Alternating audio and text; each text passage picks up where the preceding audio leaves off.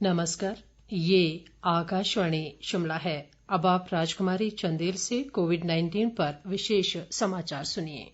प्रधानमंत्री नरेंद्र मोदी ने देश भर में 80 करोड़ लोगों को अगले 5 महीने तक मुफ्त राशन देने की घोषणा की है।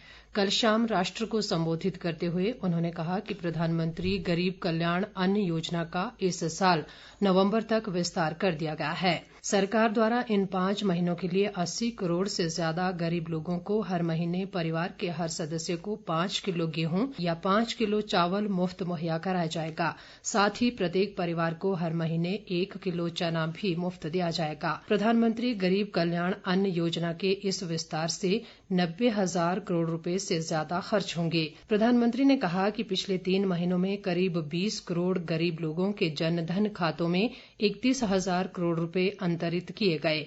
इसी तरह 9 करोड़ से अधिक किसानों के बैंक खातों में 18,000 करोड़ रुपए भेजे गए हैं। आत्मनिर्भर भारत के लिए कार्य करने और वोकल फॉर लोकल के प्रति अपने संकल्प को दोहराते हुए प्रधानमंत्री ने लोगों से अपने स्वास्थ्य का ध्यान रखने, मास्क पहनने और 2 गज की दूरी बनाए रखने के मंत्र पर कड़ाई से अमल करने का आग्रह किया। केंद्रीय रेल मंत्री पीयूष गोयल ने कहा है कि प्रदेश सरकार कोरोना वायरस से निपटने में प्रभावी ढंग से लड़ाई लड़ रही है और हिमाचल एक मिसाल बनकर सामने आया है।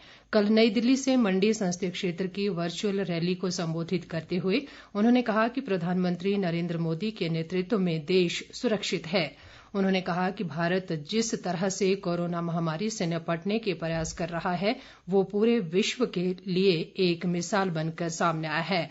शिमला से मुख्यमंत्री जयराम ठाकुर ने रैली को संबोधित करते हुए कहा कि प्रधानमंत्री नरेंद्र मोदी की डिजिटल इंडिया सोच के कारण ही लॉकडाउन के दौरान सरकार का जनता से संपर्क बना रहा। उन्होंने कहा कि केंद्र सरकार और राज्य सरकार के प्रयासों से कोरोना महामारी से मरने वालों की संख्या अन्य देशों से काफी कम है। इस अवसर पर केंद्रीय वित्त राज्य मंत्री अनुराग ठाकुर ने भी नई दिल्ली से रैली में भाग लिया। देश में कोरोना मरीजों की स्वस्थ होने की दर बढ़कर 59.43% हो गई है और अब तक 3,47,779 कोरोना मरीज उपचार के बाद स्वस्थ हो चुके हैं। मौजूदा समय में देश में 2,20,114 कोरोना पॉजिटिव अस्पतालों में उपचाराधीन हैं। स्वास्थ्य व परिवार कल्याण मंत्रालय से प्राप्त जानकारी के अनुसार देश में कुल कोरोना संक्रमितों की संख्या 5,85,493 हो गई है। इधर प्रदेश में कोरोना वायरस के मरीजों की संख्या बढ़कर 953 हो गई है। मौजूदा समय में 357 कोरोना पॉजिटिव विभिन्न अस्पतालों में उपचाराधीन हैं और 575 लोग उपचार के बाद स्वस्थ हुए हैं। पिछले 24 घंटों के दौरान प्रदेश में 11 नए कोरोना मामले सामने आए हैं जबकि 1 मरीज की मृत्यु हुई है। नए मामलों में ऊना और कांगड़ा जिलों में 4-4 जबकि हमीरपुर में 2 और सोलन में 1 कोरोना पॉजिटिव शामिल है। स्वास्थ्य विभाग के अनुसार पिछले कल 19 कोरोना पॉजिटिव मरीज उपचार के बाद स्वस्थ हुए हैं। कोरोना संक्रमण के कंटेनमेंट क्षेत्रों से बाहर गतिविधियां शुरू करने के लिए अनलॉक 2 के नए दिशा निर्देश आज से लागू हो गए हैं। गतिविधियां फिर शुरू करने की चरणबद्ध प्रक्रिया आगे बढ़ा दी गई है। निर्देशों में कहा गया है कि कंटेनमेंट क्षेत्रों में लॉकडाउन इस वर्ष 31 जुलाई तक कड़ाई से लागू किया जाएगा। दिशा निर्देशों के अंतर्गत मेट्रो रेल सेवा, सिनेमा हॉल, जिम, मनोरंजन पार्क, थिएटर, बार, ऑडिटोरियम, असेंबली हॉल और इस तरह के कई स्थानों के खुलने की अनुमति नहीं होगी। इसी तरह सामाजिक, राजनीतिक, खेल, मनोरंजन, सांस्कृतिक और धार्मिक समारोह तथा अन्य बड़े समागमों की अनुमति नहीं होगी।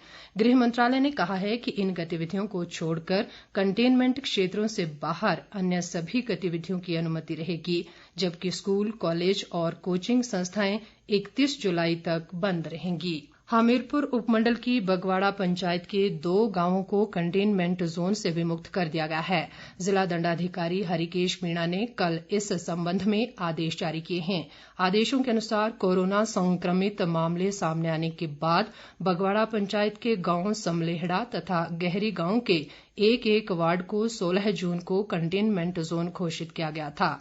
आदेशों में कहा गया है कि संक्रमण को फैलने से रोकने के उद्देश्य से इन क्षेत्रों में एक्टिव केस फाइंडिंग अभियान चलाया गया, जिस दौरान वहां कोई भी संक्रमित मामला सामने नहीं आया है। इसके साथ ही ये समाचार बुलेटिन समाप्त हुआ। नमस्कार।